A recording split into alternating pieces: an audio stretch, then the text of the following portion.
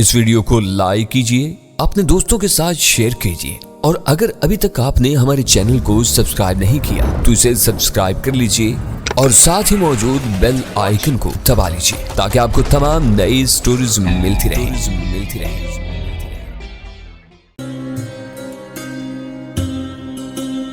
अगनात ने ये इतनी बड़ी शर्त जानबूझकर लगाई थी क्योंकि उसका ख्याल था कि कबीले में कोई शख्स उसकी बात की जमानत फराहम करने के लिए तैयार नहीं होगा और वो बआसानी मेरी हलाकत का हुक्म सादर कर सकेगा। जाहिर है कि अगनात को ये बात मालूम नहीं थी कि लाकुम और उसकी माँ माशू दोनों ने ही मुझे इससे पहले इस बात का मशवरा दिया था कि मैं वहां से भाग जाऊं और मैंने उनका मशवरा तस्लीम करने से इनकार कर दिया था। चुनांचे इस वक्त अगनात की हैरत की इंतहा न रही जब लाकुम ने अपनी जगह से 2 कदम आगे बढ़कर ये कहा कि मुझे मुअज़्ज़ज़ अगनात की यह शर्त मंजूर है और मैं खुद को इसके सामने पेश करती हूँ। अगर ये फरार हो जाए तो मैं इसकी जगह मरने के लिए बाखुशी तैयार हूँ। अगनात की जैसे जुबान गुंग हो गई। वो इस अजाब के आलम में लाकुम की शक्ल देखता रह गया और चंद लम्हों के तवक्कुफ के बाद खोया हुआ। लड़की, क्या तुझे मालूम है कि तू क्या कह रही है और इसका नतीजा क्या निकल सकता है? तू जानबूझकर अपनी मौत को आवाज दे रही है। मैं अपनी मौत को आवाज नहीं दे रही हूँ, लाकुम ने गहरे इत्मीनान से कहा। मुझे मालूम है कि टयाबू झूठ नहीं बोलता, वो यहां से फरार होकर नहीं जाएगा और अगर वो फरार हो गया तो तू उसे किस तरह रोक लेगी? अगनात ने पूछा। तुझे यकीन रखना चाहिए कि इसके फरार की सूरत में तेरी जान की बख्शिश किसी तरह भी नहीं हो सकेगी। मुझे इसका इल्म है मुअज़्ज़ज़ अगनात, लाकुम ने मतानत के साथ कहा। अगनात मौजूदा सूरत हाल से सख्त परेशान था। गालिबन उसे इस बात की हरगिज तवक्का नहीं थी कि इस कबीले के लोगों में से कोई भी ऐसा निकल आएगा जो मेरी खातिर अपनी जान की जमानत फराहम करने से गुरेज नहीं करेगा। उसने मेरी जुबान बंद करने और डेगान को मजबूर करने की गर्ज से ये शर्त पेश की थी। इसे पूरा यकीन था कि इस शर्त की तकमील नहीं की जा सकेगी, लेकिन अब वो सख्त मुश्किल में फंस गया था। इसकी पेश करदा शर्त मंजूर कर ली गई थी और उसके पास अब और कोई चारा नहीं रहा था कि मुझे 2 रातों की मोहलत मजीद दे दे। लेकिन फिर भी उसने एक आखिरी हरबा इस्तेमाल करने की कोशिश की। माशू, उसने लाकुम की माँ को मुखातिब करते हुए कहा, क्या तू देख और सुन रही है कि तेरी बेटी क्या कह रही है? क्या तू इसे समझा नहीं सकती? इसे इस गलत और खतरनाक काम से रोक नहीं सकती? एक माँ की हैसियत से तेरा यह फर्ज है कि तू इसकी जिंदगी की हिफाजत करे।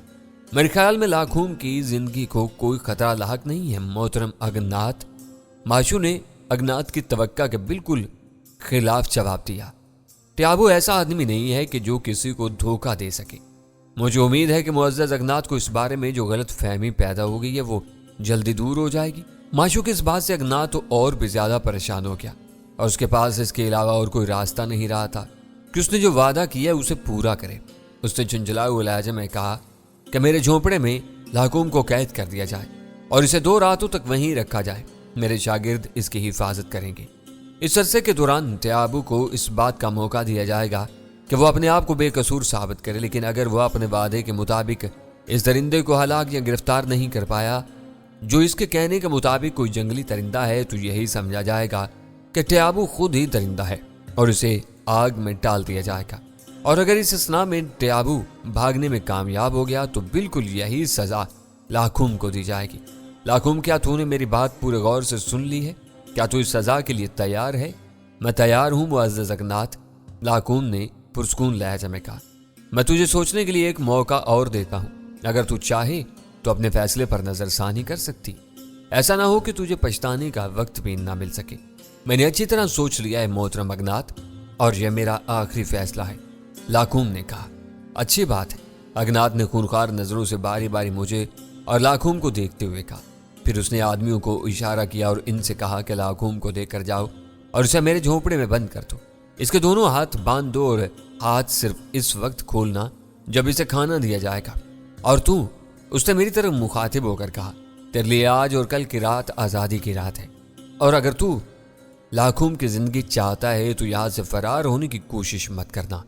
और यह भी याद रख कि अगर तू फरार हो भी गया तो मुझे मफरूर को दोबारा अपने कबीले में लाने का तरीका भी मालूम है। तो मुझसे बचकर कहीं नहीं जा सकेगा। हाँ, अलबत्ता मुफ्त में मारी जाएगी ये लाकुम।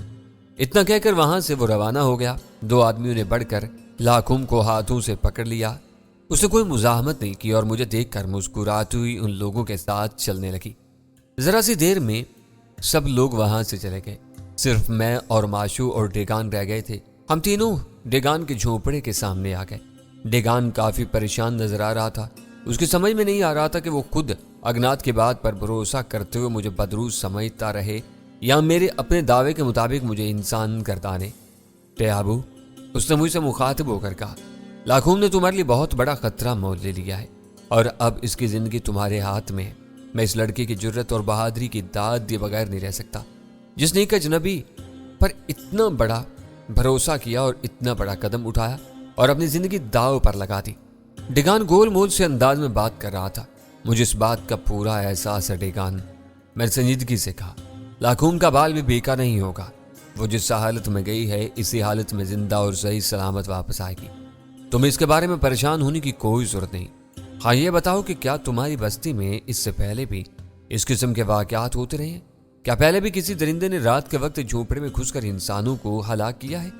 اس قسم کے واقعات اگرچہ عام نہیں ہیں لیکن ناپید بھی نہیں ہیں، ڈیگان نے جواب دیا۔ بہت عرصہ پہلے جبکہ میں ایک نوجوان لڑکا تھا، اس قسم کے کئی واقعات پیش آئے تھے۔ ہماری بستی سے کئی بچے رات کے وقت غائب ہو گئے تھے۔ لوگ اپنے جھونپڑوں کے دروازوں کو بہت اچھی طرح بند کر کے سوتے تھے، لیکن کوئی جانور کسی جانب سے گھاس پھوس کی دیواروں میں راستہ بنا کر اندر آ جاتا تھا اور چھوٹے بچوں کو اٹھا کر لے جاتا۔ آخر ایک رات اس جانور کا پتہ لگایا گیا اور وہ ایک لگڑ بھگا تھا جسے انسانی خون کی چاٹ پڑ گئی تھی، ورنہ عام طور پر جنگلی درندے بستی کا رخ نہیں کرتے۔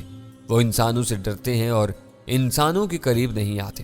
اس واقعے کے کچھ عرصہ بعد ایک دفعہ رات کو ایک بھیڑیے نے ایک جھونپڑے میں گھسنے کی کوشش کی، لیکن جھونپڑے میں سونے والوں کی آنکھ کھل گئی اور ان لوگوں نے بھیڑیے کو مار بھگایا۔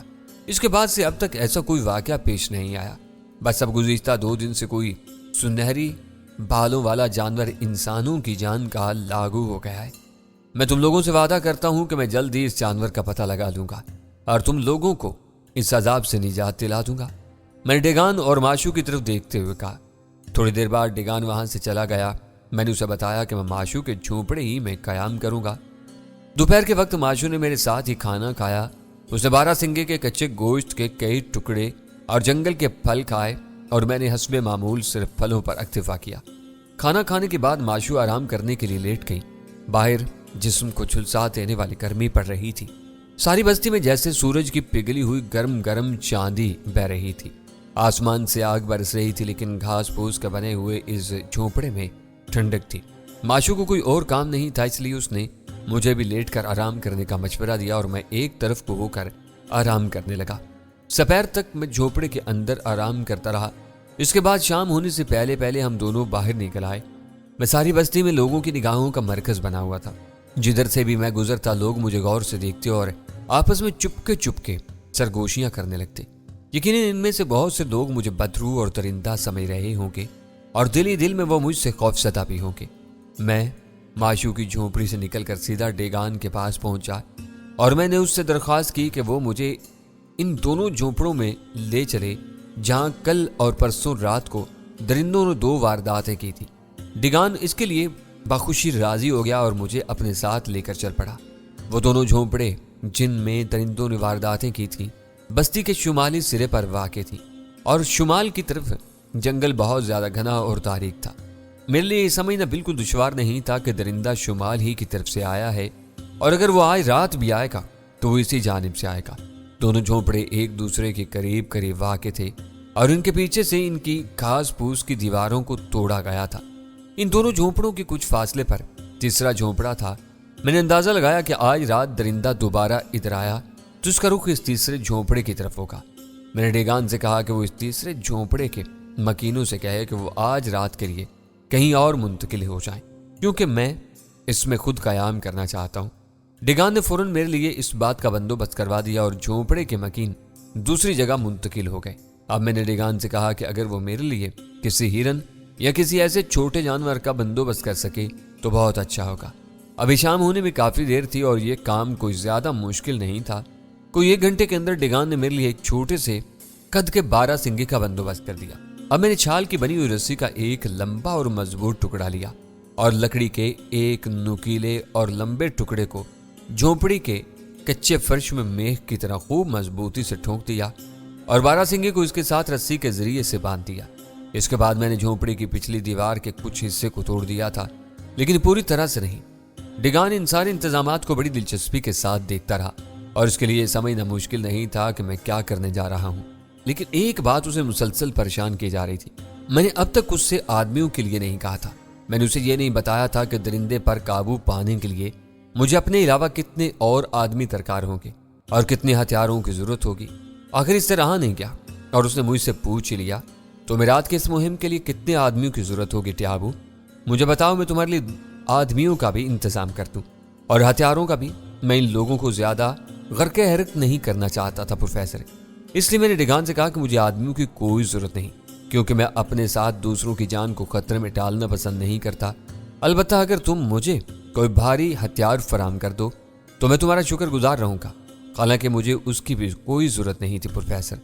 तो क्या तुम तनहा दरिंदे का मुकाबला करने का इरादा रखते हो? डिगान ने हैरत से सवाल किया।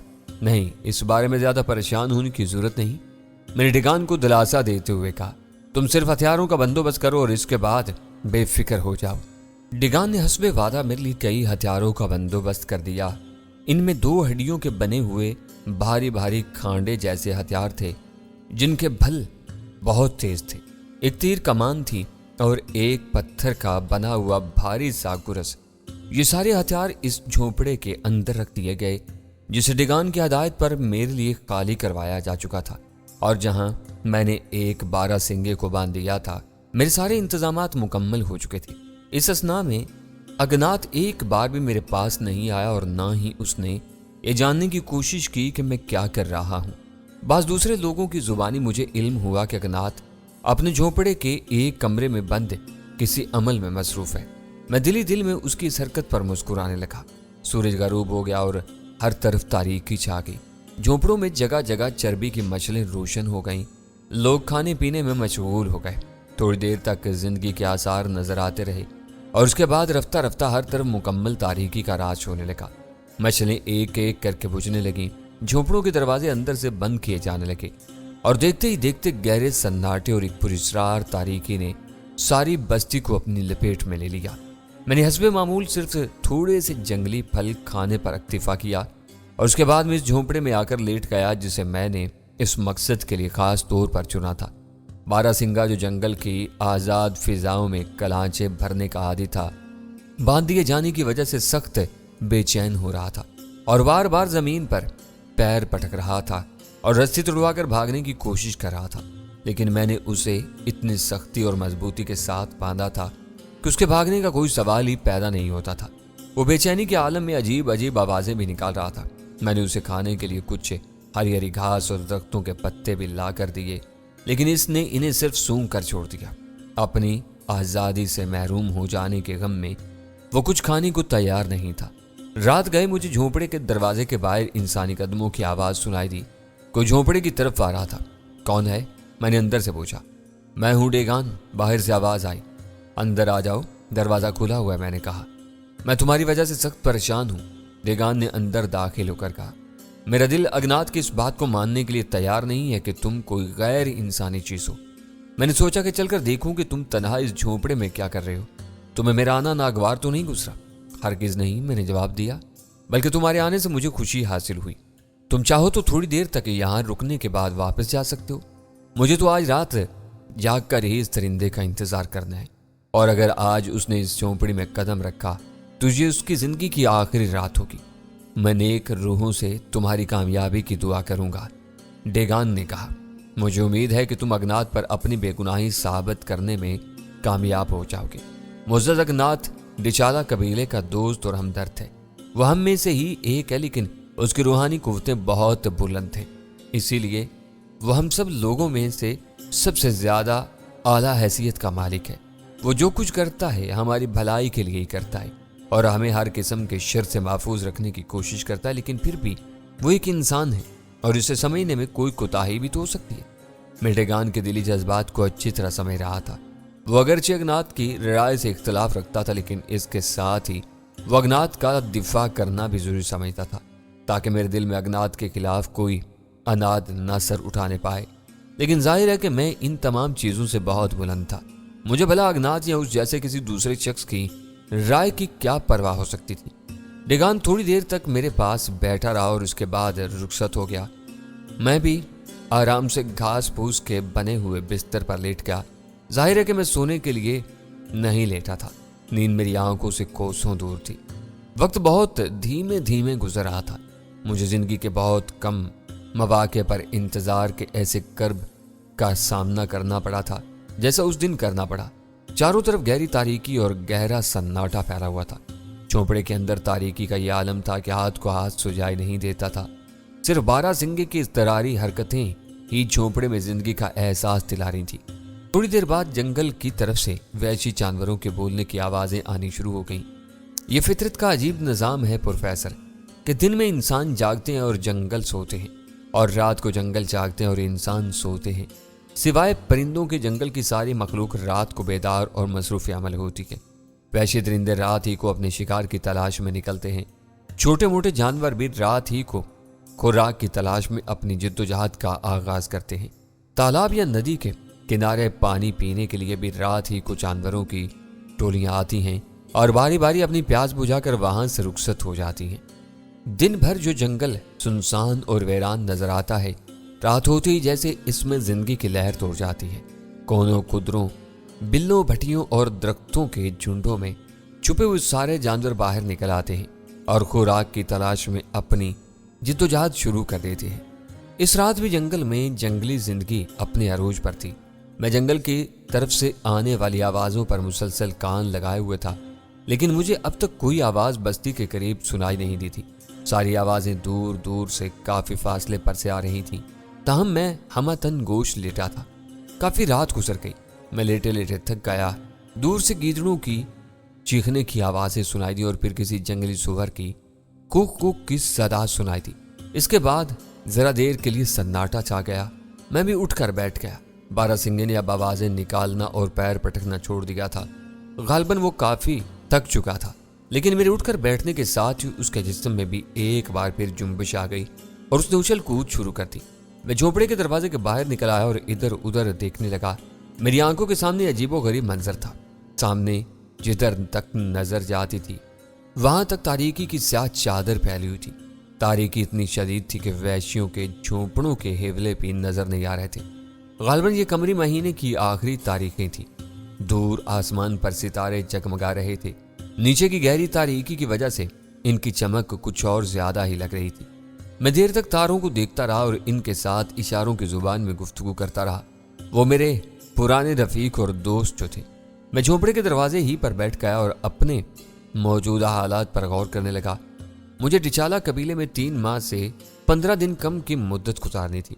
میں یہاں کے لوگوں کے سامنے نہ تو اپنی غیر معمولی صلاحیتوں کا مظاہرہ کرنا چاہتا تھا اور نہ ان کے ساتھ کوئی تنازع کھڑا کرنا چاہتا تھا۔ چنانچہ میں نے فیصلہ کر لیا تھا کہ اگر میں 2 راتوں کے دوران درندے کو جو بستی کے لوگوں کو کھا رہا تھا پکڑنے میں ناکام رہا تو خود کو خاموشی کے ساتھ اگنات کے حوالے کر دوں گا تاکہ لاکھوں کی جان بچ جائے اور اسے رہائی مل جائے۔ اس کے بعد میں بغیر کسی مزاحمت کے اگنات کو اس بات کا موقع فراہم کروں گا کہ وہ مجھے جلتے ہوئے الاؤ میں چونکتے اور پھر لوگوں کی نظروں میں آئے بغیر یہاں سے چلا جاؤں گا۔ باقی دن جنگل کے کسی اور گوشے میں گزار لوں گا اور جب سنتولا قبیلے میں مردوں کی قربانی دینے کا وقت قریب آئے گا تو اسے چند روز پہلے میں اس قبیلے میں پہنچ جاؤں گا اور اپنے پہلے سے طے شدہ منصوبے کے مطابق یہ قربانی روک دوں گا اور اس سلسلے کو ہمیشہ کے لیے ختم کر دوں گا۔ اس کے بعد میں کسی اور طرف نکل جاؤں گا، وسیع و عریض بر اعظم افریقہ کے کسی اور گھنے اور تاریک جنگل میں، کسی اور حیرت ناک اور اندیکھی دنیا میں جہاں نئے واقعات و حالات میرے منتظر ہوں گے۔ اب آہستہ آہستہ رات ڈھلنا شروع ہو گئی تھی اور صبح بہت دور نہیں تھی۔ ستارے ٹمٹمانے لگے تھے اور آہستہ آہستہ آنکھوں سے اوجھل ہونا شروع ہو گئے تھے۔ رات بے دم ہو رہی تھی، ہوا میں خنکی آ گئی تھی، صبح کاذب کا وقت قریب تھا۔ اچانک میں نے 12 سنگے کے ممیانے کی آواز سنی۔ اس نے شاید کوئی خطرناک بو سونگھ لی تھی کیونکہ ہوا اس وقت شمال کی طرف سے آ رہی تھی۔ میں بلی کی طرح دبے پاؤں چلتا ہوا جھونپڑے کے اندر داخل ہو گیا۔ جھونپڑے کی پچھلی دیوار کے پیچھے جسے میں نے شام کو تھوڑا سا توڑا تھا مجھے ہلکی ہلکی آوازیں سنائی دی۔ ایسا معلوم ہو رہا تھا گویا کوئی وہاں پر آہستہ آہستہ پنجے مار رہا ہو۔ میں دم سادے اپنی جگہ پر بیٹھ گیا۔ اچانک میں نے محسوس کیا کہ دیوار کے پچھلے ٹوٹے ہوئے حصے کو کچھ اور زیادہ توڑ دیا گیا ہے اور کوئی طاقت اسے آہستہ آہستہ اندر دھکیل رہی ہے۔ بارہ سنگے کی خون میں ڈوبی آواز بلند ہوئی۔ میں وطن گوش ہو گیا اور میں نے اپنی آنکھیں پچھلی دیوار کی طرف مرکوز کر دی۔ اچانک پچھلی دیوار میں بہت بڑا سوراخ ہو گیا اور دیکھتے ہی دیکھتے اس کے پھیلاؤ میں اضافہ ہونے لگا۔ اب مجھے دو شیشے کی طرح چمکتی ہوئی آنکھیں صاف نظر آ رہی تھی۔ کوئی خوفناک درندہ اندر جھانک رہا تھا۔ بس اس کی دونوں آنکھوں کے درمیان جو فاصلہ تھا اس سے اس کی جسامت کا کسی حد تک اندازہ لگایا جا سکتا تھا۔ کافی دیر تک درندہ اسی ٹوٹی ہوئی دیوار کے پیچھے کھڑا ہوا جھانکتا رہا اور پھر نہایت آہستگی کے ساتھ قدم رکھتا ہوا اندر داخل ہو گیا۔ گہرے اندھیرے میں اس کی چمکتی ہوئی آنکھوں کے علاوہ اور کچھ نظر نہیں آ رہا تھا۔ بارہ سنگے کی چیخوں میں خون اور دہشت کا اثر غالب تھا۔ یوں لگ رہا تھا گویا اس کا پورا جسم کانپ رہا ہو۔ بلاخر وہ درندہ ٹوٹی ہوئی دیوار کے راستے اندر داخل ہو گیا اور دیوار کے ساتھ ہی رک کر بیٹھ گیا۔ میں نے اندازہ لگایا کہ وہ ابھی کسی لمحے میں بارہ سنگے پر چھلانگ لگانے والا ہے اور میرا اندازہ غلط ثابت نہیں ہوا۔